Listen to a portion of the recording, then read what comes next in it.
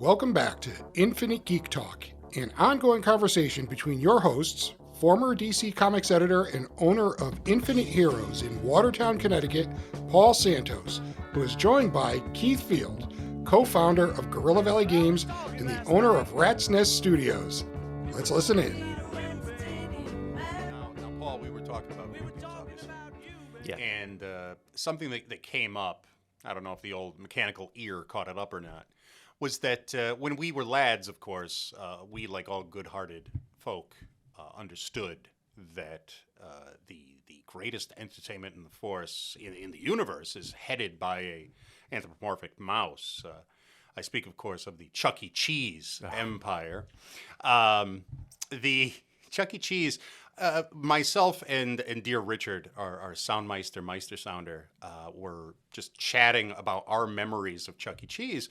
And knowing that Paul is several years younger than us, I threw up a curious eyebrow and said, "Hey, Paul, are you part of the brotherhood of the enlightened who understands that the Chuck E. Cheese empire that grew to prominence in the 90s and died when we all decided that the horror of COVID flu should shatter our way of life and steal us of our smiling mouse mascots?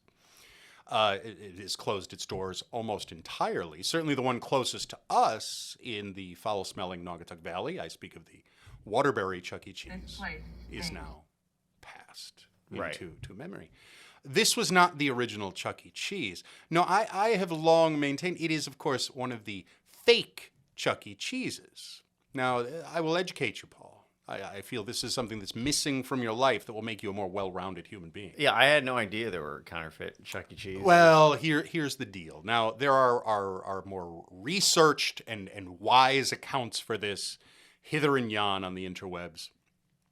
But in short, back during the arcade explosion of the early 80s, a gentleman by the name of Nolan Bushnell, one of the fathers of video gamery, was part financier and founder of a experimental entertainment restaurant concern, and that, of course, was Chuck E. Cheese Pizza Time Theater.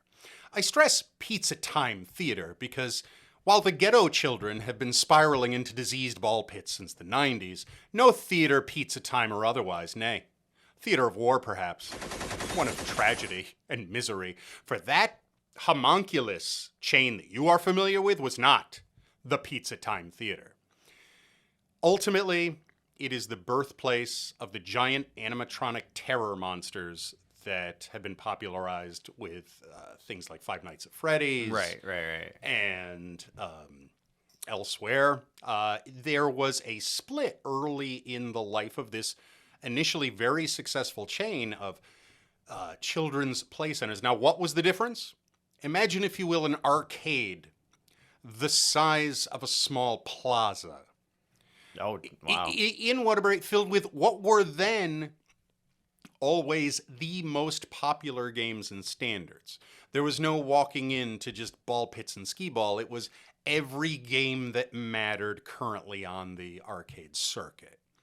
I would sit and play Sinistar for so many hours that I could not tell where the joystick began and I ended, or however you prefer to say that. Regardless, I hungered, Paul. That and Dig Dug and Popeye. First place I saw any of them. Now, I know this won't matter to a lot of our listeners outside the Connecticut area. Indeed. But where was this located? Well, my dear boy, this is your EC Comics gasp shock moment. Okay. You will, of course, remember another fallen juggernaut of Waterbury, the American Steakhouse. Yeah. Oh, yeah.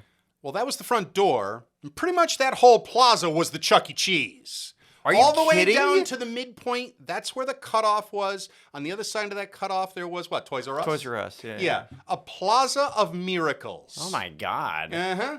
It shows the difference of the few years between us, that even though it's, 5 years or so, that was enough time that little Paulito, little baby No P, idea. none of this would have registered. When did it collapse? 85? Oh, the tales I can tell. Well, here was the deal. Yeah. Bushnell and his partners, and this is where I can't speak terribly intelligently, It was him, his partner, I don't know, corporate whirligigs, and somebody bought somebody else out. There was a lawsuit wrapped in the midst of it. And so Chuck E. Cheese diverged at that point. Right. And it also involved another chain called the Showbiz Pizza Palace or something that the Midwestern hobgoblins had in place. It's Chuck E. crazy Cheese. how all these names sound like fake. They do cartoony indeed. names, like fake, like Simpsons or South Park corporate names. Well, we all grew up together, so it's all that 80s shtickery Yeah, it's that very serves as odd. the humor core of our custard friends. Right. But yeah, it was there, big arcade. It was just a fun factory. You couldn't go in unattended. You needed an parent. No, it was the reverse. If you are over 16 years of age, Oh. you had to be there as part of a family because this was a place for kids. Oh, I see. A miracle. Does that mean it was the screaming death children that we attribute to the ghastly homunculus version of Chuck E. Cheese? No, this was not a place for babies. This was little tween-age kids running the place, to and fro. The cashiers would just throw tokens at you. There would be an announcement. Here's a random trivia question. Come on up and win 50 tokens. As a result, I didn't spend a lot of money at Chuck E. Cheese. Right, and that's not. And back then, that's when arcade games were mainly a quarter. Exactly. It was an incredible adventure. They did all kinds of weird, outreach and events, and it was miraculous. But one of the many sorrowful chapters of my childhood was, of course, when they had a major Halloween event, and I had the fortune or misfortune, depending on how you want to read the leaves, of having one of those bored moms who really liked the Halloween holiday because it was her excuse to build me some sort of humiliating costume that would marvel and gain oohs and ahs, but I just wanted to be a guy with a knife. Right. It's all I ever wanted to be. Still do in many ways. And that wasn't acceptable. So I'd have to be like a spider with actual articulated multiple limbs, or I'd have to be a Christmas tree that lit up and worked. So when she heard that there was going to be a costume competition and parade at the local Chuck E. Cheese, and free tokens would be given to all, I heard free tokens. She heard it's time to ruin another chapter of the Book of Keith. She made me a Pac-Man arcade game. Huh. She built it, fully realized it was a thing of beauty, quite remarkable. The oohs and ahs. We bring it out on the Saturday morning to be a part of this competition. The place is packed with all kinds of Garbo costumes. There's no doubt that I'm going to be the one who wins. Everyone is oohing over it. And then another arcade cabinet shows up. If you've ever seen the Simpsons episode in which little Lisa Simpson is dressed as a totem pole. Yes. Yeah. And you see that she can't move and she's wobbling around. So imagine little Keith moving like that inside of his Pac-Man shell, looking up and seeing some sad non-union knockoff of an arcade cabinet walking up to the curb. However, this one lights up. Oof. It looked like a child had made it. Mm-hmm. The average mean of skill right. was quite low. But the fact that they had pushed lights up, well, here's the thing. Who judged the competition? Kids. No, I could have accepted the arbitrary dementia of children. No, it was a far more cutting betrayal. It was Chucky. Oof. Came out from the back, and with all of the clarity with which his animatronic clone would sing up on the stage, he pointed at the first arcade cabinet that glowed at him. And so, little Conroy won. And I had to hear for the rest of the holiday season about how I didn't want the win strongly enough. Yikes. So Yikes. Before we pop off a can of trauma, let's move to happier things. So yeah, you missed out, dude. There used to be something of worth in Waterbury. That's again. I mean, I have to imagine that must have been gone. Because I remember Toys R Us, definitely in the '80s. So it would have been by 85, 86. the mid to early '80s. Yeah. Rich, you have any ideas there? You were a Chuck E. Cheeseite. Well, I don't necessarily remember when it shut down, but I will add to the splendor of what was Right. Charles Entertainment Cheeses. Boom. Now, most Chuck E. Cheeses, is my understanding, had some version of an animatronic stage, whether it was the band, whether it was Yeah. a lion dressed like Elvis. That was the king. Right. Or, maybe some hippo thing. I don't know. Yeah. This one had all of them. Correct. Interesting. The full spread. And Well, I know the one that exists now. I remember it going from having the full band to just Chucky, which I'm assuming. Well, there's lots of animals on its stages now. I speak, of course, of the fattened rats of the greater Waterbury area. I didn't know that it had shut down. Oh, to it's be done, honest. baby. Yeah. I went to the hardware store on the corner of that miserable plaza. Right. Fun fact: I was buying one of those rackets that, when you swat them, it kills all the bugs in the electrified grid. Oh, of I've seen the that. racket. I've seen that. Yeah. oh, those are great fun. I'm not gonna lie to you. I have one. I feel like a damn superhero. I take one of those things on a hike. Oh, forget about it. At that point, it's an FPS. Nice. Boy and paddle against Yeah. the bug union. Nice. So, yeah, it was, and you speak of that Toys R Us. I think that it's worth bringing up to all of the curious folks who are listening to our gentle, ongoing conversation, that Toys R Us is actually pretty well known because it was haunted. I didn't know this either. Paulito, what kind of Waterbarian are you? I apparently a very bad one. Maron, I am horrified. I will say that was. I've heard from other people that was one of the best Toys R Us. Toys R Us's in the state. Was indeed. It was.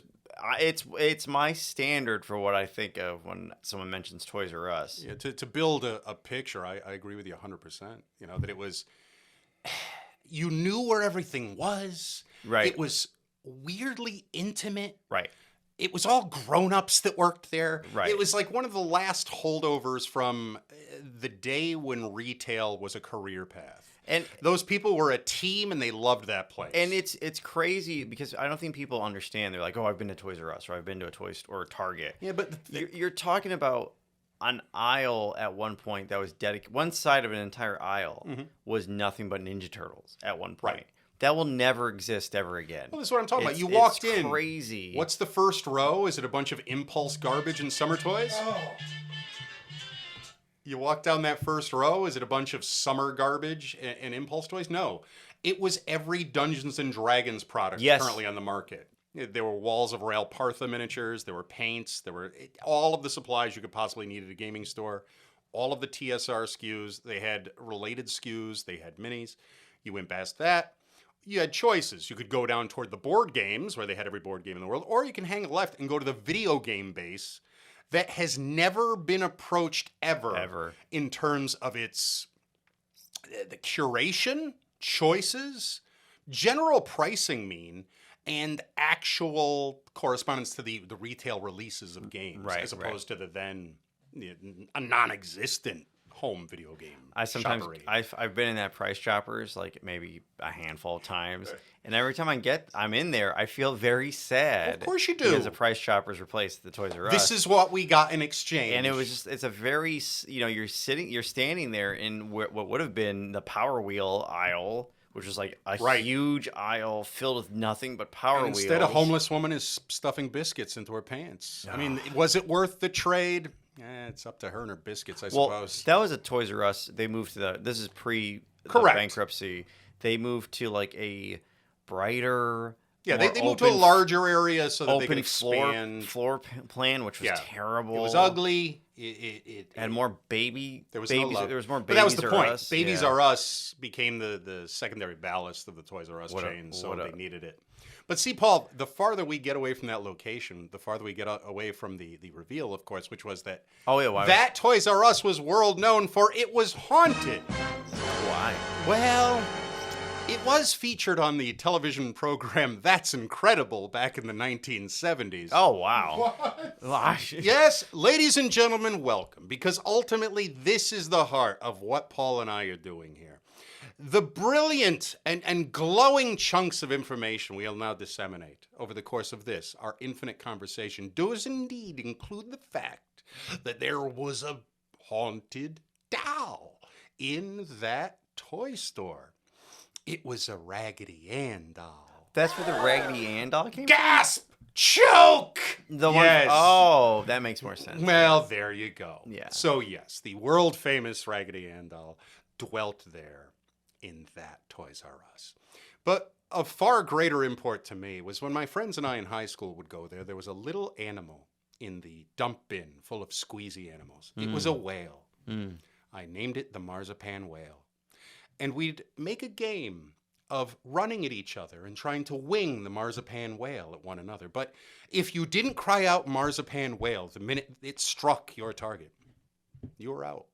This meant nothing. It just meant you had to rush and try to recover the marzipan. Right, like most children's games. And like most children's games, I'm going to suggest to you that the good of the marzipan whale is the only thing that stopped Annabelle from conquering Connecticut and annexing it in the name of hell. Thank you very much.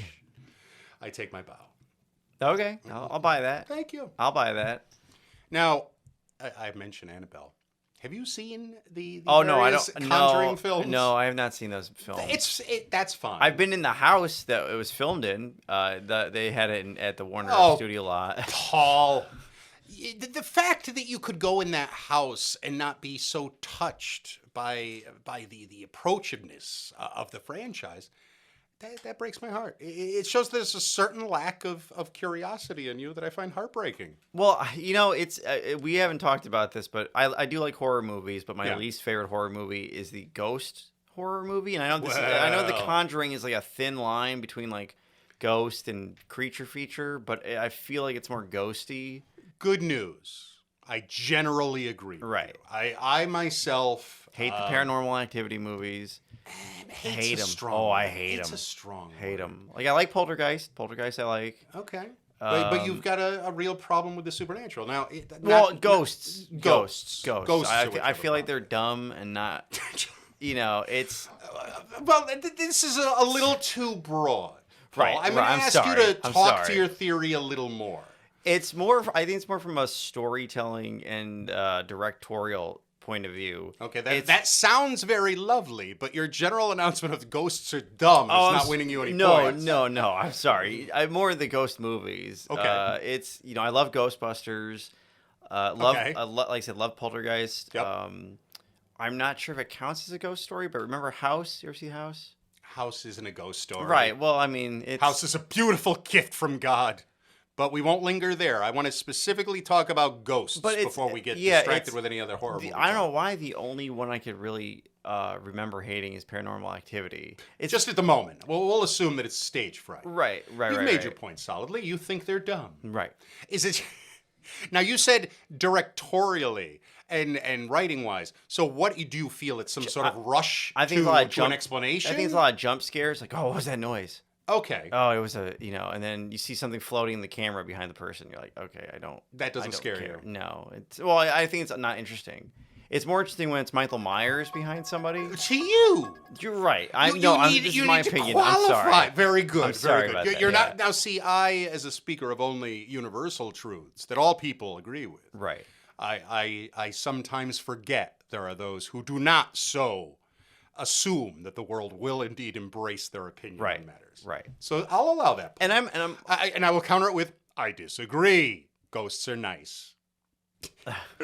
No, actually, truth be told, I know what you're saying. The ghost thing is hackney, and no two ghost stories read the same to their detriment, right? As opposed to, and I'm thinking of like the movie, like even though it's supposed to be a demon, but like Ouija or Oculus, you're like, well, now that's and I haven't seen Oculus, but I did see Ouija. It's a terrible movie. I'm going to suggest you're dancing around a few different things here, but just basically you're saying supernatural horror is of no interest. Not unless it's done very, I guess, pulpy. Okay. I guess is the Hellraiser. I think that's the cleaner statement. Yeah, like a Hellraiser or Nightmare on Elm Street or something. I like a cool antagonist, or a lot of gore or creature effects. Yeah, basically, you're looking for a comic book. You're looking Correct, for yeah. And I will say though, and this is gonna show everyone how free my immigrant parents were, that I watched way more horror movies before I ever read a comic book,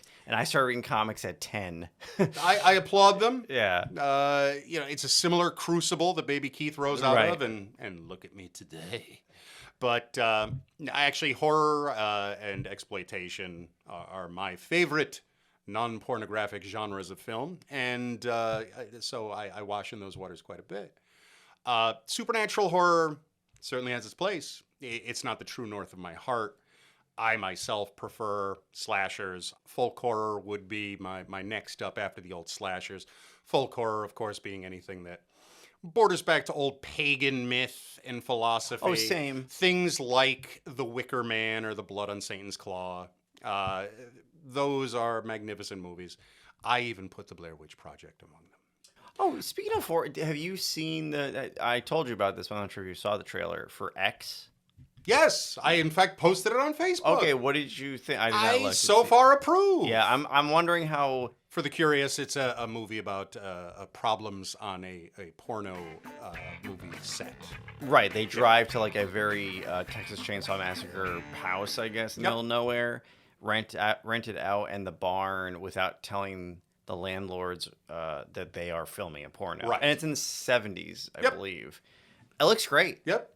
Perfect vibe, perfect energy. Can't wait. I'm wondering how, air quotes, like, safe this is going to be. If it's going to be a really true exploitive film, or if it's going to be a lot of blood. And we'll see. It's all about what path it takes. I don't remember. It's getting a theatrical release, right? Correct, but so, it's COVID. I think you'll get something very comparable to one of the modern chainsaw movies with some smarts, because it certainly looks like there's more craft there. Do you think there's other people besides the old people, or is it just gonna be old? That's another fun genre, is old people as the killers. I enjoy evil old people. Even so recently as M. Night Shyamalan Ding Dong's The Visit. The Visit was good, very good. But those were children. And then old happened, and no. Don't talk about old. Oh, I didn't watch bad stuff. I didn't watch old. Now, since we've kind of segued into chatting about horror movies, and I've done no preparation, so my mind is reeling with the lack of focus and narrative. I did that on purpose. I know. You kept me off my swords. You've challenged me for the last time, boy. I would say that, we'll see. It could go either way. These days, movies are either just dryly reserved and disappointing that they fall so short of hitting, as you say, the gore or the exploitation factor, so that they can bring in as many dating couples as possible. Never understood middle school. Never understood that at all. It can work, but without doing real research into numbers, it never really seems to super work. No, it's like for every Halloween movie that opens shockingly at number one to a starved populace, there are the 10 movies nobody bothered with in the theater. I'm looking at you, Shocker. Poor Horace Pinker deserved better. Don't know that one. Shocker was awesome. It was Wes Craven. It was in the spirit of Nightmare on Elm Street. Oh, it was? Oh, shoot. About a serial killer who makes a pact with the devil so that when he goes to the electric chair, he can jump in and out of TV shows. It's a marvelous piece of garbage. I'm going to have to watch that. You check it out. You should all check that out. Nope looks good. I saw that trailer. Yeah. And I know people don't like Us, and I get it, but it's still very well done. Now, I will shock those who accuse me of being some sort of negative critic toward a lot of projects, but I liked Us a lot too. And Us got a lot of cuffing. I thought it was fine. Yeah, I felt it was a fable. I was willing to excuse the lack of credible reality when you drag it to it. I think even most people's problem is that they should have just been like, oh, the government cloned everybody. Like, that line should have just been in there instead of this weird, like... Yeah, because that's the cliche, and it's comfortable. If I never heard the words government did something again, I'd be a happy pappy. Right. But the little touches were cute, and my thing is if you have Tim Heidecker crow like a bird in your movie, that's bold. Well, it looks... Thumbs up. It had good visuals. Had a good sense of mood and atmosphere. Yeah. The kills that were in there were pretty brutal. Yeah. I was shocked that he killed that. You don't see that a lot of family getting offed like that. Usually you try to avoid kids. Yeah, and he did family not. Portrayed as a family unit because that's considered terror. Right. Which is still a term that I guess the ratings board uses because you see it up on the preview sometimes. If COVID the idea that can inflict harm because it's so oppressively cruel. Now, that's a topic for another day, but the movie ratings board talking about a bunch dead of animal. A bunch of dinosaurs. Yeah, and it's totally arbitrary. when the South Park guys did their Team America movie. Yes. Shortly thereafter, there was a bit about their struggles to just get the thing out in less than an X rating. I point anybody toward that. They changed. Really shines a light on how pathetic the system has South always Park been. the movie, they said the same thing. That Yeah. they changed. They gave a first script. They didn't like it. They made it worse, and Right. somehow they just weren't smart Right. enough to read it. You Right. know. It's like, well, we made them bend the knee, so Right. yeah, don't give them a hard time. Right. Right. And that's kind of always how Hollywood has been. Maybe it wasn't that, but it would be some other favor, some other statement. Well, it's very famously James Cameron kind of put his foot on their throat when Titanic was given film people probably know this. Titanic was given an R rating, and Cameron was about to go full financial legal Supreme Court. Like, you cannot. This is not obscene. A nude woman for a painting is not obscene, and that's Right. like, I guess the R rating isn't just for nudity; it's for like obscene nudity. So he took them to task, and they backed off. You never saw that ever again in a PG-13 movie. Who knows what lunatic politics motivate these arbitrary decisions? But again, I do love James Cameron, because say what you will, the man is a very dedicated lunatic to his craft. He's a soulless demon who gave us the most boring movie in the world and just painted it purty so you idiots believe that Avatar is we're talking something about worth hanging your head Before on. anyone freaks out, he's talking about Avatar, not Yeah. any of the other Avatar. James Cameron movies. Yes, Avatar. Not that I'm such, obviously the man is an innovator. He's constructed technology that's changed the way we make movies.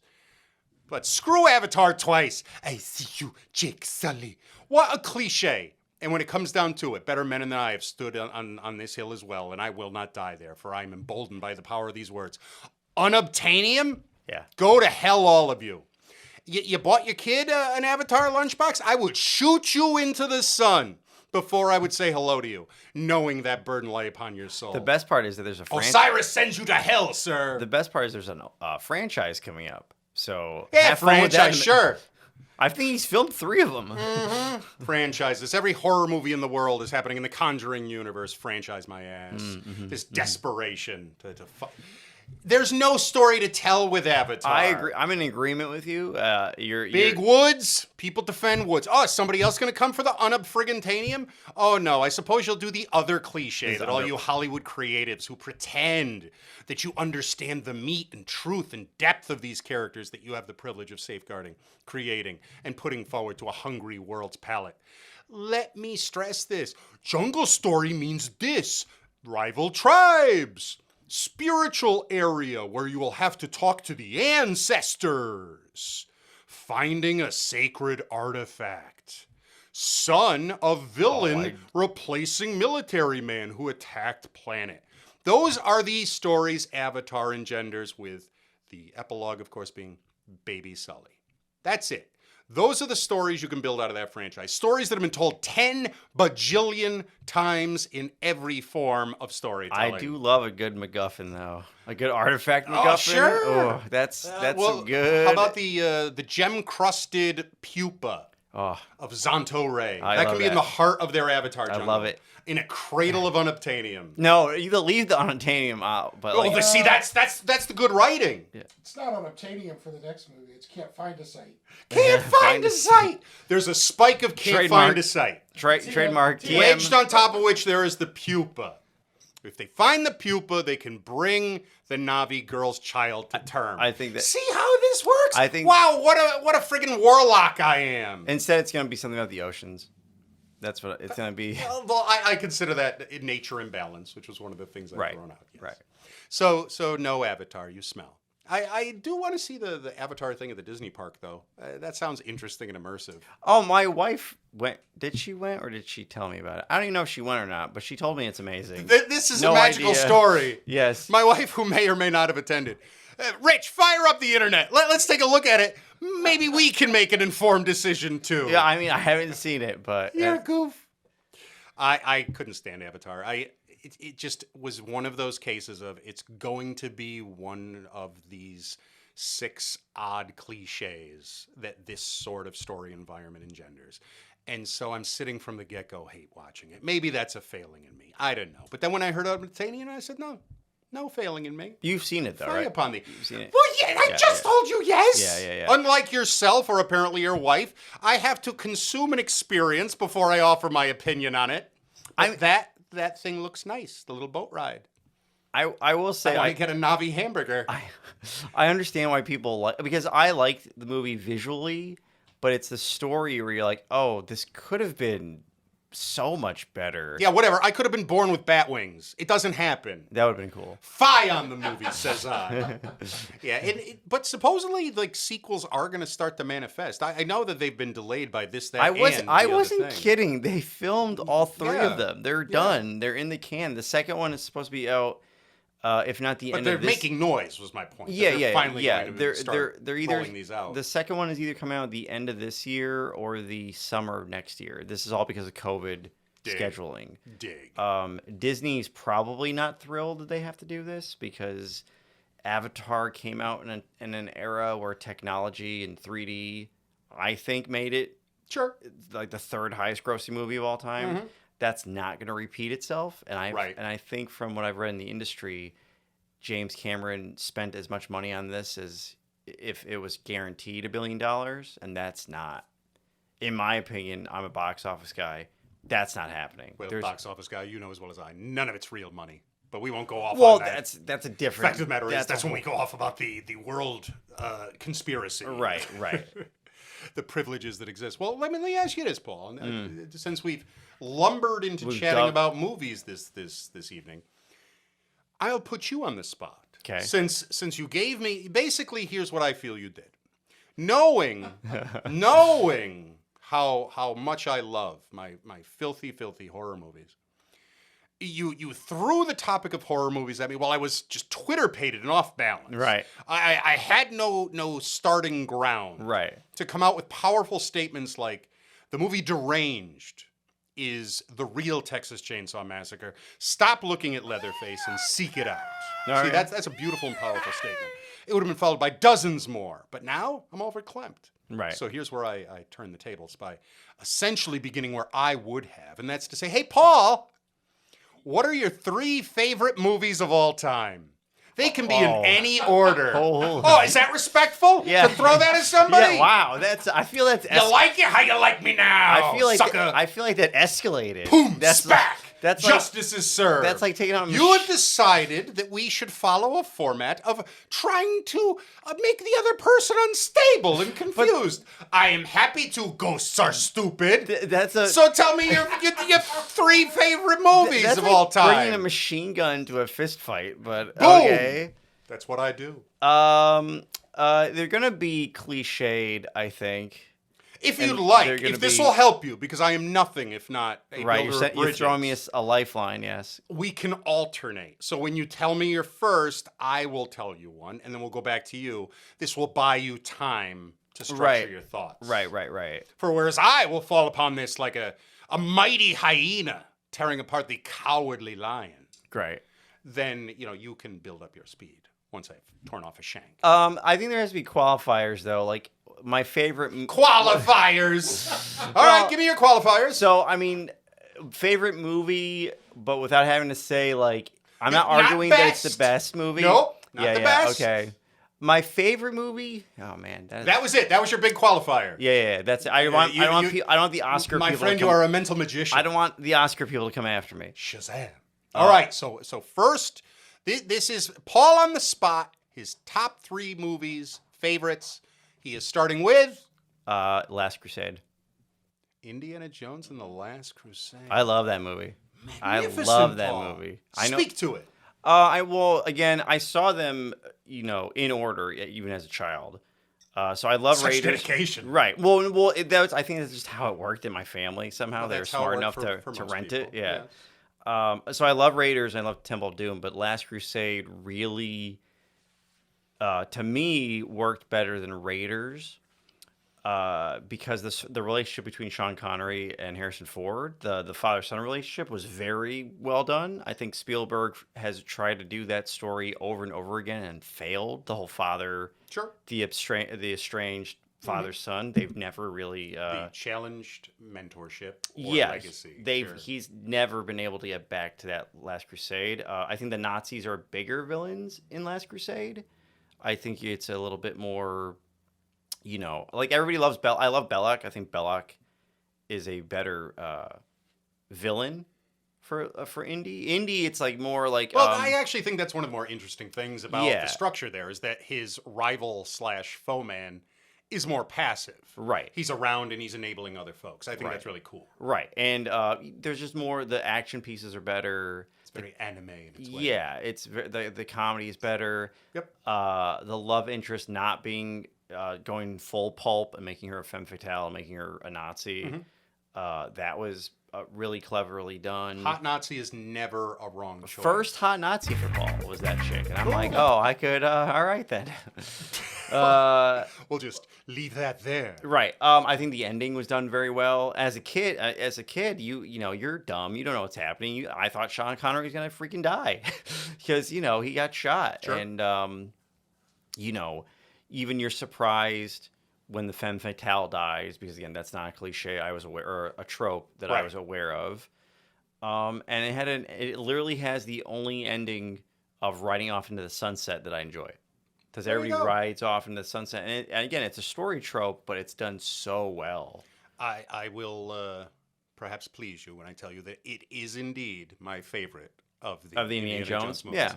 And we do not hold a popular opinion there, my friend. There are those who Raiders. dismiss it. It's all Raiders. Right. Yeah. It's because it's the first, I think. I feel that Last Crusade and Raiders of the Lost Ark balance each other as a yin and yang, because they're both in many ways the same level of quality of film, but one of them is draped more in comedy than the other, whereas one of them is far more serious. And I usually hate the comedy stuff, right? But I think it works. And in this case, in that Last Crusade. Sweetness of the comedy and that love is kind of what makes it.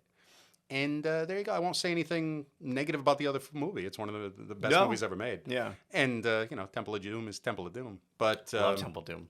That's fine. I won't knock you for it. But a good first choice. Yeah. For those keeping score, that is the first of Paul's favorite movies of all time. Big number 3, not that they're in any specific order. Correct. Is Indiana Jones and the Last Crusade. I will now offer one of my 3. Now, I will, from time to time, re-examine my list. I will alter it due to necessity and due to changing passions. My pre-coming out as gay versus post-coming out as gay. Any number of different movies suddenly fluxed in their value. Sure. Now that I could enjoy The Lost Boys on a truer level, it moved up like 70 different rankings there on the list. Now you know what we are. However, that all having been said, now you know what you are. I may have even publicly shared my top 3 list before. This list is different. Enough time has gone by. But this film remains of the 3 that I have most oft broadcast as the big 3. And that film is Wes Anderson's well-known second offering, Rushmore. Oh my God. I mean, that's a good Your reaction indeed has seen me take up my deadly disc. For prepare yourself, Sark. Tron Keith now stands ready to battle. What is wrong? There's nothing wrong with it. What is wrong with Rushmore? What are you gonna tell me? No. Spit it out, haircut. It's a surprising choice. Why does that surprise you? I mean, I love Rushmore. Okay. It's probably It is my favorite Wes Anderson movie. Okay. I can't think of as much as I love. What is it about Keith Field, lover and poet, that it surprises you? You that just that's love in my it. top 3? You just love it because of the just straight. I myself the because funny, of the what? The funny antagonistic heart. Not of that at all. Story? Okay. Not at all. I can draw parallels between Max's journey in my own life. Okay, that's fair. The idea of weird surface love that doesn't seem unrequited because the patience and the kindness of the individual, that you are fixated on bleeds backward is a thing. Sure, yeah. And, as I have just intoned, being someone who's spent a good chunk of their life in the cliche Yeah, closet. yeah. You know, to have had relationships and scenarios like that where, you know, it seems weirdly emasculating at first, and then there are lessons learned as they go on. And also just being a precocious kid, you know, living a life where you're told from a very young age, oh, you know, you're not 7, you're 70. You're an old soul. Right. And obviously there's a lot of that there as well. Yeah. But just the whole, you know, French-inspired twee imagery, it's not as heavy-handed or as much of a cartoon as it would become in his later movies. Not that I don't love them. I do. I love them for what they are. But it was less that. It was more literal in its way. The largest fantasy elements being, well, obviously, whenever Max did something crazy, but like the plays he put on. You know, like that was more of the fantasy element. As his movies have gone on, he's been infusing more cartoon ideals and more experimental storytelling. But as far as his movies go, that was the one that really spoke to me the most directly. Yeah. With Moonrise Kingdom probably be number 2 on that list. Yeah, I love Moonrise Kingdom, but I think Rushmore is just more, because Moonrise Kingdom is still, it's a kid's story.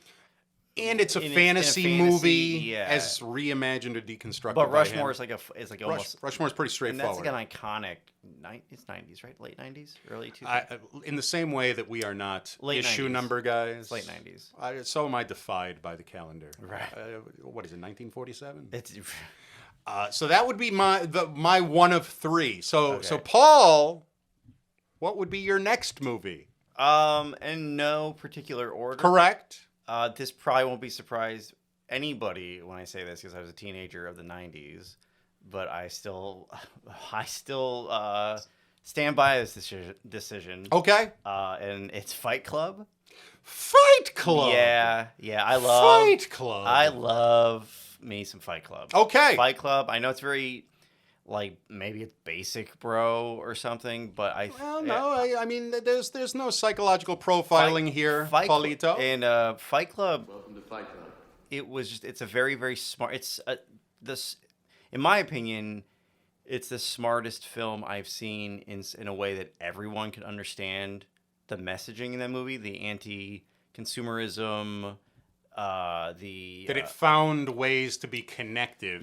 to with its points Right. without being condescending, Right. or being a little too mysterious. kind of a way to address the pre 9/11 lostness, I guess, of Generation X and my generation, which was coming into the same. It's all thing. of those things. Yeah, you know, to some degree, the whole idea of the then trend of masculine depowerment Right. or repowerment, and, Right. and kind of the pretensions behind it, but then also the larger truth of just people not living up to their potential. Right. And who doesn't understand that? Right, and I thought it was done very clever. I enjoyed after the spoiler ending of him being Tyler Durden, how a million movies try to rip that off, where you're watching a horror or suspense movie and you're like, oh no, Robert De Niro is really the other character in that dumb movie that he did. You know, was that cat? Was that? It was like Cabin. It wasn't Cabin Fever. But something. I have to. Wait. I wasn't need to rewind it for a moment. No. It was because I realized you had thrown out Cabin Fever. And what the hell is he talking No, about with Robert De Niro? There's a Cabin movie. I think it's Robert De Niro. Oh, and, you're talking about the thing Robin with Williams? not Robin Williams. You're Who was mashing it? too much together. Sorry. It was Little Dakota Fanning, and I forget what the movie was called. Yes. Like the guy. I think it was called The Guy. The Guy. We'll go and with it's that. about a guy. No, I forget what the name But is. yes, there's a million. Yes. There's a million rip-offs of that. There are certainly plenty of other movies and everyone that's the always reveal. says, "Oh, that was such a trope even back then," and it's not a No, trope. You no. don't get a lot of narrator being two characters pre-Fight Club, both literary Sure. and I think the worst film. example of that was the movie Identity. That was after. Was it after? It was that, after. though? It was after Because Fight Club. I was curious which way that rolled. I thought that came out longer ago. No, so Fight Club is like 97. Really? I 98. thought that other one came out well before that because I saw it with people, and I last saw. I wasn't really seeing movies, but maybe you're right. Yeah. I don't know. I'm an old man. But yeah, that movie, I thought it's very well written. Sure it's it one is. of the best screenplays. And it has that dreamy Helena Bonham Carter in it. Right, horribly miscast, by the way. Be as that much as as it I may. like, as much She's as I like her. dreamy. Yes. Yeah, it should have been a younger goth chick. Oh yeah, it should have been. It should have been like Farouk Assault or someone of that. Not saying Farouk Assault. I'm just saying someone of that. I disagree. I don't know why that was your go-to, but you kind of hit something there Right, that is, I still find very funny. But just a bitchy-faced, kind of pouty, spoiled type. Well, right. And I think she'd be hotter than... oh, stop it. She's plenty hot. But what do I know? But yes, So- that one's number 2. Okay, that's your number 2. Yeah. So what will Keith offer Right. for his next grand film? Well, I mentioned it earlier.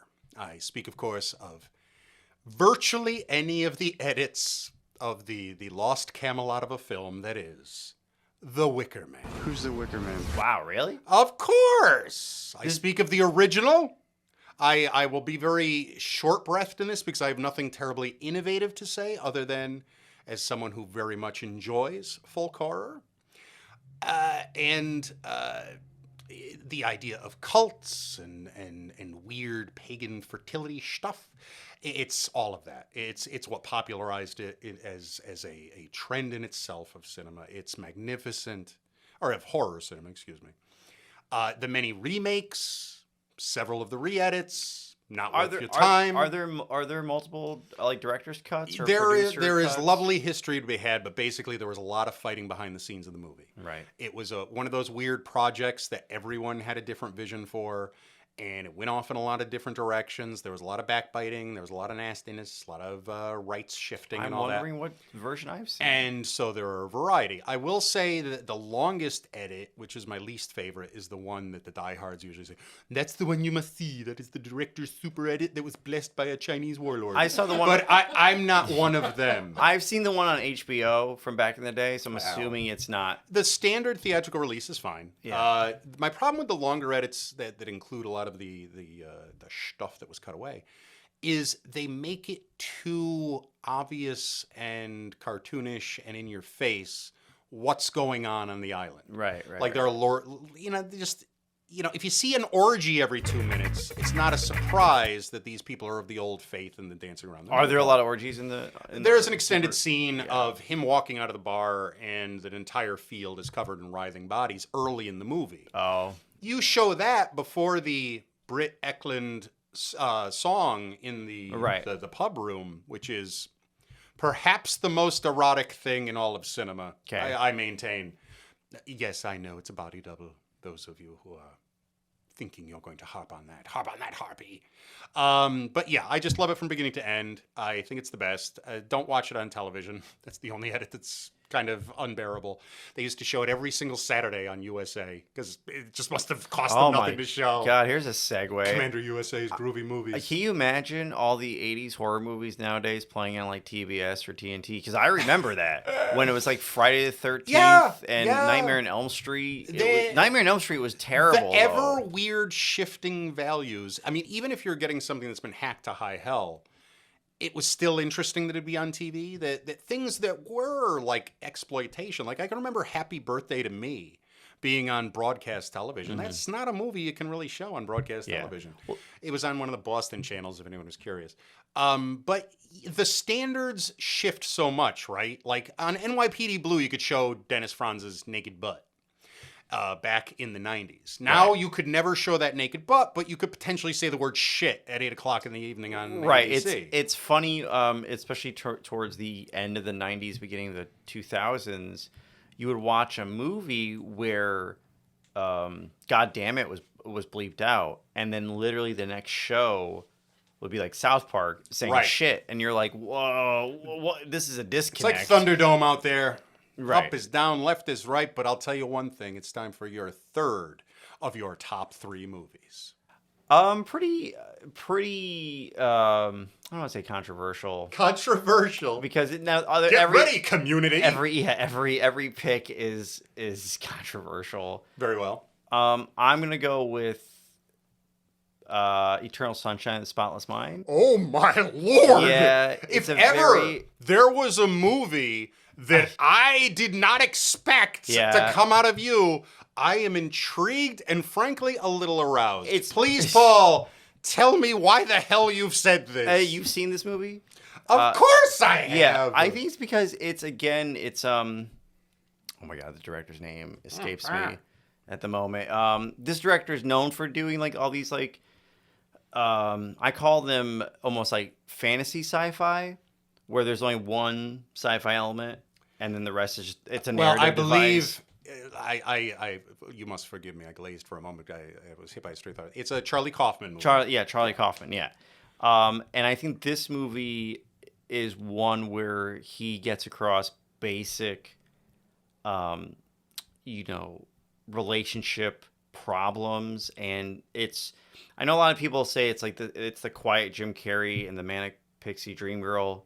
Sure. Kate Winslet. Kate Winslet is not playing a manic pixie dream girl in that movie. No, she's pretty much antagonistic. Yeah, and these are two people that aren't good for each other. No, it's more about the memory like law. Two people from any breakup. Right, and right. that's kind of the I will say the genius, although obviously I liked it a lot less than you. No, I liked it. I even thought the weird segue with Kirsten Dunst and Mark Ruffalo. Well, how did you not enjoy it? She dances. Oh, around that's half why. naked. Yeah, exactly. I mean, you can't get. That's awesome. Okay. But even people think that's like it's a subplot that almost doesn't go anywhere. Besides, it shows like how he gets the tape at the Sure. beginning of the movie. But even that shows like a different angle of how people view relationships. Exactly. She's in love with the scientist guy. Mark Ruffalo is in love with Kirsten Dunst. And then it's very, very odd. Not odd. It's very, very. That's how it works in real life. Well, it's not. It's this, that like, recurring story. theme of like denial, Right. and frustration. And you get a better view of like Jim Carrey's character more through the memory deletion than you do anything else. There's one scene that breaks my heart. I think it's the most successful scene in the movie. It's only 2 seconds long, and that's a woman in the waiting room for the facility holding a dog bed full of dog toys and everything else. Oh yeah, no, It's that Charlie Kaufman. such a punch to the gut. I Because feel- that's such a perfect little moment. Yeah, I don't think he's won an Oscar. I'm pretty sure he hasn't. Well, again, since movie was thrown like a water balloon, Well, I have no research handy. Right. But he is a well-decorated meister. Yeah, to be yeah. Sure. But yeah, I enjoyed it a lot, and I mean, again, I know this is cheating also, but like I didn't want to include Lord of the Rings. It's all three of them. Hey, I couldn't. Paul, I would have allowed such Yeah, I mean, like, but Lord of the Rings. this very defined conversation. Right. Dark Knight also. If you want to throw some honorable Honorable mentions, mentions. we'll do that at the end. Yeah, But go let ahead. me make sure that I get my third out before time what's or your terrorists. Right. prevent What's me. your third The one? third, and this will shock many, is an animated picture. Hmm. And that animated picture is, in fact, The Belladonna of Sadness. An anime feature from the early 70s. It was part of a trilogy of erotic films, anime, I've never. put out by, amongst other people, the creator of Astro Boy. It is the story of, it is told in what was then and would still stack now as an experimental painted fashion with limited animation, though in the anime style, to be sure. If I was an anime guy, I'd be able to tell you what that style is. I cannot. Shame on me. I like that we've both gone experimental films or super indie films on our third pick. Says you. These are just the most everyday. I was just having a conversation with a guy at Cumberland Farms about the Belladonna of Sadness. He said, well, it's just the sort of film we fought for back in the 40s. I don't believe that. But No, it didn't happen at all. Yeah. But it's the story of these young peasants. They go to the local lord to tell them we are to be wed and to pay him proper tithes, and how the king and his retinue then exercise the right of prima nocta and rape the hell out of her, right. and then send them off. Right. And it's about how they just constantly they try to be good people. They try to live under this lord and turn the other cheek on all things. And they are constantly and consistently abused. As she is retreating farther and farther away, the husband lover is just a broken nothing of a protector or provider. Right.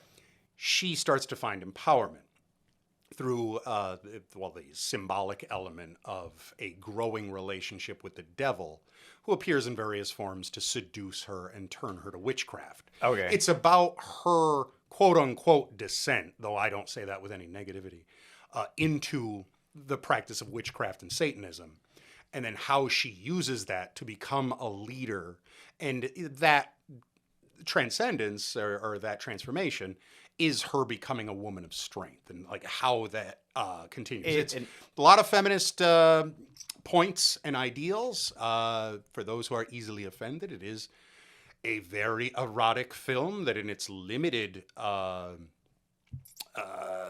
circulation in the 70s showed up largely at art houses and porno theaters. But it's certainly not pornography. It's one of the most beautiful things you'll ever see. It was magnificent. It's something that I came to later in life and encourage all people to go out and find. It is available. There are interesting and kind of controversial stories about how it went into larger distribution. But I won't even share them because they're a little ill-spirited, I think, and because I'm very grateful that the movie is out there now. Is it dubbed or subtitled? It is, in fact, it's something that you will watch on subtitle if you value. No, I was curious. Its quality. I was curious if Sony actually dubbed it. I'm sure there's a dub somewhere, but not a fan dub. No offense, there may be some, and there are the other two movies. If anybody is curious about the general chatter, are Cleopatra, Queen of Sex is the second, and then the last was a take on the 1001 Arabian Nights. They're both really good, but they don't approach Belladonna of Sadness for me. Of those two. Yeah, watch them in order. I think Cleopatra's solid. I watched them both on YouTube. So understand that while they are erotic, they were able to dodge YouTube, censor drones. So they're probably still out there to watch. Oh, so you're like, it's like our, I've not seen these, but I would imagine magnificent stuff. Yeah. The day you want to see the Belladonna, it sits there. So now, if you are going to pick out right now as you sit here, worst movie or least favorite movie, the movie you hate more than anything. Oh, wow. For any reason. That's a hard one to come up with. I usually delete them out of my mind. But that's what I feel, is that it's an ever-coasting thing. As you sit here now and consider even just the recent movies you've seen or your current pool, what is the cautionary film that you would stab finger into chest and say, no, sir, this movie will burn your brain. Stay away from it in its eyes. Wow, my brain right now is racing. There are so many that you could certainly throw underfoot, I know. It's a difficult question to ask, Paul. Perhaps unfair, and that is why I revel in it. Do you have one? You don't have to say it right now. If I was going to tell you my least favorite movie of all time, it's a little hard because it would be, if I was going to speak truthfully, it would be one of the movies I've walked out on. And as I look back... Oh, I've never walked out. I can only think of two movies that I have walked out on. So I'm not suggesting they're the worst, but this will buy you some time in the spirit of the question. The first of those movies came out in the 90s. It was called Immortal Beloved. I believe it starred Gary Oldman as one of our beloved fathers of the piano. So like Amadeus or some shit. I don't even remember who it was. Mozart, Beethoven. That's how committed I was. Got about 10 minutes into it, looked at the pretentious bastard sitting next to me and said, why did you bring me here? I just wanted to go to the hometown buffet. That's unfortunate. I get the only movie I remember thinking was garbage. I saw the whole thing through. And this is like a family movie that you just can't leave because your parents are there. Sure. Is Father of the Bride. Father of the Bride. Yeah, I thought that's not a very good movie, and I like Steve Martin not Steve Martin.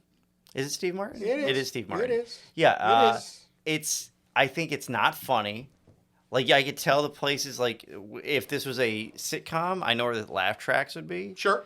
And I don't know. He just wasn't an interesting character in that movie. It was, and I said, watching it, I'm like, I never do this. I was getting antsy as a teenager, being like, are we really watching this? Well, I had to. I was there with my parents and my cousins, and I'm like, this is really happening. They think the American public is a bunch of trusting and this should be said too. I have, I'm the oldest of all my cousins, and it's just me, my brother, my one other male cousin, and then 12 female cousins. That's a lot of cousins. That's a lot. So we all went. Maybe some of them weren't old enough, but most of us went to go see this movie. So I can't. Why leave. was that chosen as the tent post for a family reunion? So no. I mean, they all live in the area. So this was whenever Father of the Bride. Steve came. Martin more of a pull in the Portuguese community than I thought he was? No. I know. I love him. We used to go to the movies a lot. Like we would all go see. Man, I am really blanking on movies today. Good thing you brought them up. We would go see Home Alone Sure. together, or we go see like Beethoven, the original Beethoven Sure. with the dog. Sure. And for whatever reason, Not with Gary Oldman and me walking out. No. The only movie at that time was Father of the Bride, and in my brain I'm like, it's Steve Martin, and it was just. My feeling is you're with 12 other people. There's no movie playing. You say, let's not go to a movie. Let's just riot in the mall. Well, I'm with also, 12 people, you can riot in such a way that you're coming away with good things. Also, I should also say that probably not 12 because I'm almost positive some of them were not born yet. So probably more like it was definitely like 6 people. You 6 paint boys. the most 6 guys. inaccurate pictures of everything I you know. talk about. I mean, that's Yeah, 6 or 12 cousins. Right. Good work, Paul. No, I do have 12 cousins. Good, but we did not want to go see this movie. That doesn't then equate into backward attendance at Father of the Friggin' Bride. Can we go back though? This movie. I prefer we do. Have you seen this movie? The Father of the Bride? Yeah. Yes, I have. I mean, like, am I wrong? Am I way off base? Am I like? Yeah, to some degree, I think you are. In spirit, I'm not going to sit here and tell you I love Father of the Bride. Right. But I am going to suggest that you can't judge movies on a shared litmus, which is to say there are movies that are basically whored out for a specific demographic, as you well know. Right. And those kinds of movies are generally porn for women, but it's in terms of what women, it's specifically middle-aged women who crave a safe, fun, and virginally romantic romance. Right. Okay? So that's one kind. That there's nothing happening there that wouldn't have happened on My Three Sons. Well, right. You know, that level of kind of 50s milquetoast. And those movies were very popular and common in the 80s and 90s. Like, they held hand in hand with the family comedy. But I've seen those. Something like Brewster's Millions. You remember Brewster's Millions? And I like Brewster's Millions. Sure, everybody did, because it was specifically made for everybody to like it as a family movie. Right. You know, kids are going to be able to go see it because it's rated PG. There's going to be at least a couple of boob jokes, you know, it for dad and for the older kid.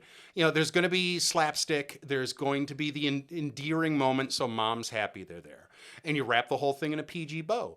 Those movies, like Father and the Bride, are the evolution of that. And again, this is just me, like, I remember that feeling. They became drippy and for girls. I just remember that feeling of being like, oh my God, I don't want to be here in this theater. You know, I remember it too. As Gary Oldman's fingers danced across those keyboard, I got up and left. Right. It's not like, you know, you could sit here and say, yes, like I've seen like the Richie Rich movie. That movie's terrible. Sure. You know, I've seen, you know, any number of shitty horror movie sequels. Sure. And those are also terrible, but they're not, they don't make me feel the same way. Correct. And that's exactly what I was getting at, is that ultimately I could name dozens of terrible movies that should have never been made. But most, you know, the horror and the exploitation and the low budget stuff, no, you don't kick that. You don't kick a bum for being a bum. You came to see the bum. Yeah. You knew he was covered in his own filth. And I also have like I like I should, especially when it comes to sci-fi or fantasy. Like I love Independence Day. Sure. I know that movie's not good. I freaking love it. You know, I love you know, The Rock or Armageddon or, you know, and I don't need to hear from people, oh, but it's really not a good movie because blah, blah, blah. Again, it's like, I don't care, you know. I know it's not good. Exactly. It's fulfilling a different function. Right. In those cases, and sadly, I find that this idea of packaging movies to scratch a singular demographic or idea with that bleed is becoming so prostitutionalized that it's killing the quality of the product to a point of mindlessness. I remember in the comic book Promethea, Alan Moore's long form on imagination and reality and states of mind and metafiction and feminism. His Wonder Woman, that's his Wonder Woman. That was a Wonder Woman pitch he had. Yeah. That obviously falling out DC. And it was what it was. Yeah. And it's beautiful. not my favorite thing in the world. Right. But one of the gags throughout that series is that mass market entertainment has become so focused and vapid, there aren't even shows anymore. Like the most popular franchise is Weeping Gorilla, in which all of mankind tunes in to watch a gorilla cry. That's right. And when you make a movie that is not a movie, that it is targeting a certain desire, that it's just a missile or a product you're feeding to a genre, fine. Where would I be without the twin fists of exploitation and pornography? Well, there's some dirty jokes there, but this is a family podcast. But suffice to say, we've gotten to a point now where these soulless automaton boxes get spat out. And many of them are lacking the components of just a basic movie structure that brings about a level of criticism very similar to those garbage superhero movies aren't movies. As time is going on, they're becoming less and less like movies. Any genre-targeted thing is. Yeah, I mean, I get what you're saying. I think it's just a lot of it is migrating over to streaming. Because, for example... So it has to be a more simplified and edible little taste. I've heard that, like, Death on the Nile was not very good. Sure. And it took, from multiple people from my store... told me it took an hour to get to the murder and the murder mystery, which is I'm very proud of your customer base that multiple people have gone to see an Agatha Christie film. Well, because it's Gal Gadot and it's Kenneth Branagh, so it's for the I think for the comic book community, it's actually a pretty targeted movie. I guess for genre people, it's supposed to give off a certain level of hip or inclusion genre-wise, sure. And Murder on the Orient Express was fine, I thought, for what it was. I didn't have a problem with it. Yep. So I could see how people would go, but that's the thing. And just as you're saying, if you look at who was cast, right? Casting is, the first face of this kind of evil that's evolving. So, put the guy who played Olaf in there. That way, there's the recognizable, cuddly character. Oh, that's... it's like those kinds of decisions stick out like a sore thumb and feel just so premeditated. Right, and it's usually they think by not to take anything away from you, Josh Gad. You seem like a solid character. Oh no, I hate if we have you have problems with Josh Gad. Yeah, so Paul has made another bizarre revelation. Yeah, so tell us why you may hate him, because I don't even know that you're sure. No. I don't hate him I should say this. I do not hate him as a person. I just do not like him as an actor. Okay. And I don't like every time he shows up, it's like... I don't think he likes you as a critic of ghosts. I'm sure. It's like nails on a chalkboard and in my brain, and I'm like, I don't know why I'm looking at you right now. I like that that's your question. Yeah.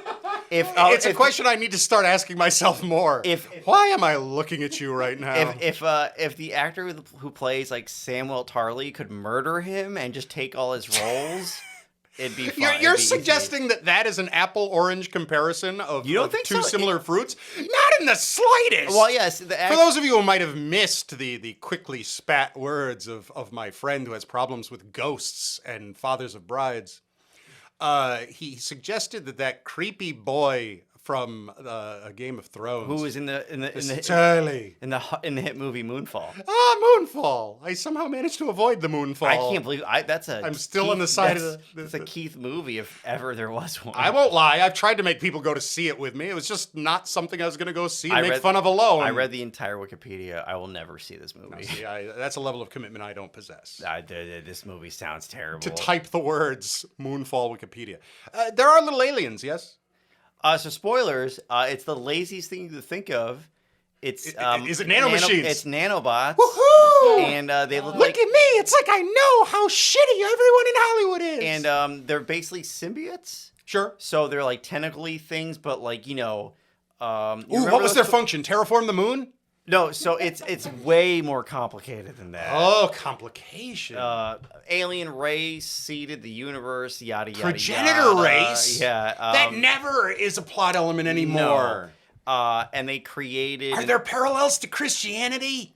I only read it. I did not watch the movie. So I only read the you got me so excited. So they basically created an AI that they could not control anymore. Whoa. So that's new. So they kept the AI in a prison, and the moon is the prison.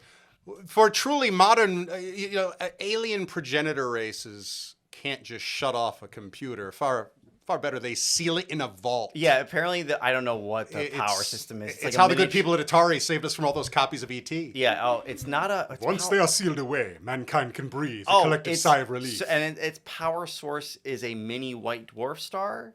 Ah. Not a black hole, is what I was going to go with for some reason.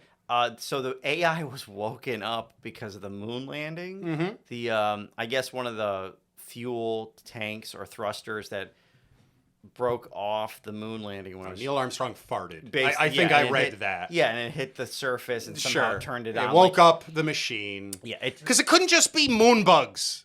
Maybe you just say it as moon bugs. No, see, the moon bugs have come to gestation. I wouldn't mind the AI. The AI evolved from the progenitor alien race. If it wasn't the nanobody, you ever have those things? You know what I prefer?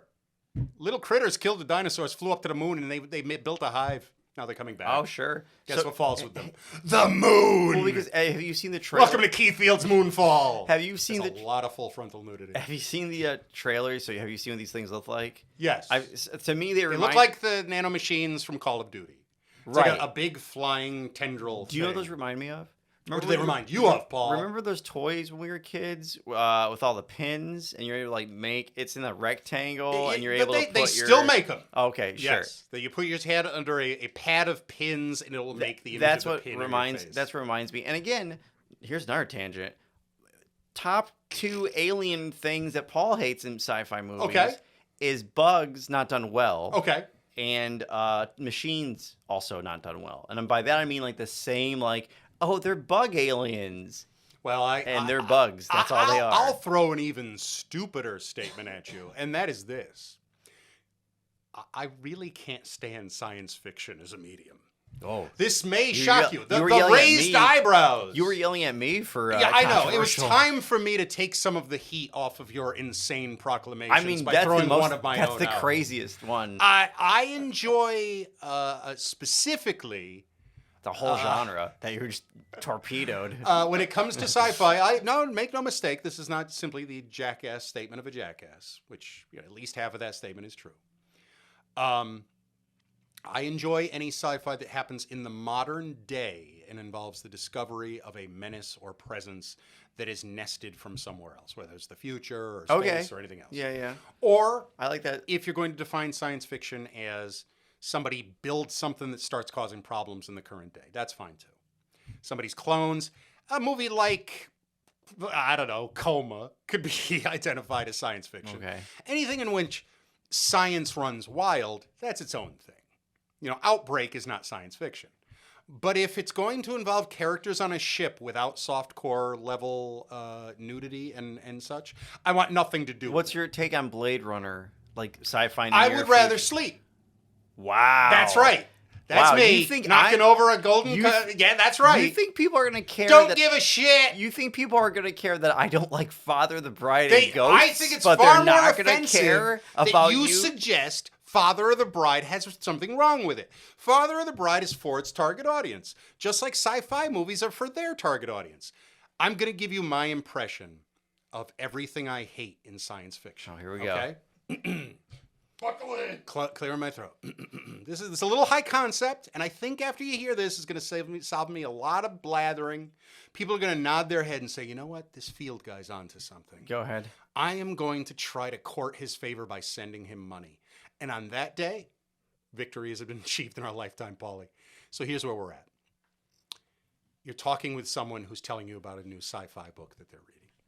No, what I like is basically this empire realized that they could not afford the level of armament they were going to need to begin to explore the planet, given the hostiles there. They discovered, thankfully, that these chitinous mounds that are left behind when the creatures molt, if you slide your hand into this certain crevice called the nemma, there are fluids and membranes that then bind around the hand that if you then draw them out with simple chemical stimulants, it will take bioelectricity from your own body and channel it in this stream that disrupts the neural pathways of any target. Realizing that these symbiont cannons will allow them to peacefully settle the planet, they go forward. I just think it's the neatest thing in the world. Thank you, ladies and gentlemen. That weird need to convey in calculated faux tech relation is everything I hate about science fiction. Yeah, but I feel like you're talking about a very I feel that 70s analogy. Yeah, well, okay. It's 70s informed. 70s informed sci-fi, which I get where you're coming from. Yep. But and this is because it's a real cool book, because in this one, the most feared aliens in the universe are feared because their ships are the size of pencils. So they build really tough mastheads and just smash through vehicles rather than shoot at them. Isn't that cool? No. But I don't want to think about a fleet the size of pencils. But I feel like that hasn't been the 70s science fiction model for everybody out there. In my opinion, 70s sci-fi... Are you ready for your Tales from the Crypt moment, Paul? Right. I'm good at these. Right. I want you to consider the entire plot of Moonfall that you just apparently gave me from Wikipedia. Right. And tell me that isn't everything I just described in its own way. You're talking about a shitty movie. No.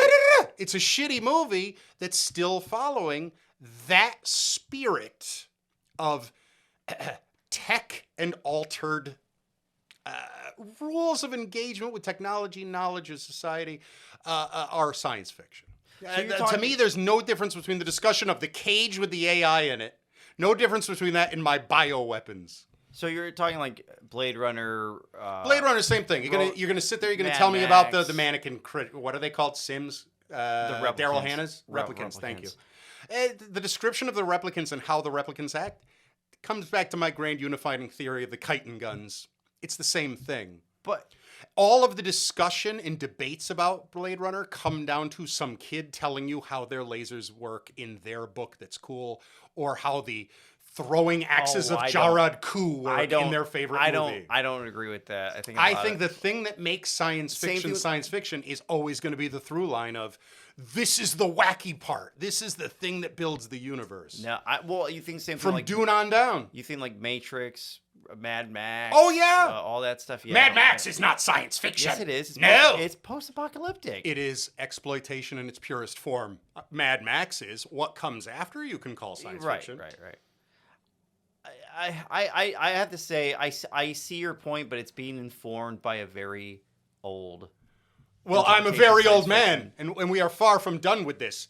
But let me point out before the thought leaves me, and then we'll continue, that something I just said made me realize that, again, a serendipitous thing has occurred during our conversation. Sure. Because your lambasting of this Moonfall is based around your reading of a Wikipedia article.